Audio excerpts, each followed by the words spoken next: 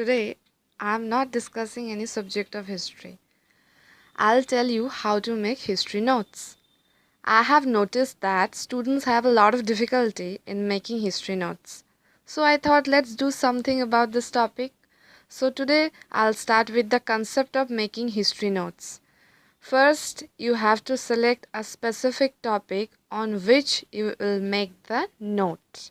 One thing to keep in mind after choosing a specific topic is that each note has three parts: an introduction, body or a main part, and a conclusion.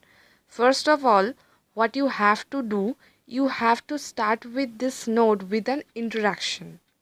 Introduction is necessary to tell about any topic, the context in which the incident took place, and why it happened will be in the introduction.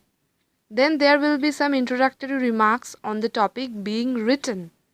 Then there is the main part where the whole thing will be discussed in detail. There will also be some paragraphs in the main part so that the topic can be presented in a simple way. In the end, there will be a conclusion where some part will have the result and some part will have the good side of the matter. If you prepare the answer keeping these aspects in mind, it will take the appropriate form. Thank you.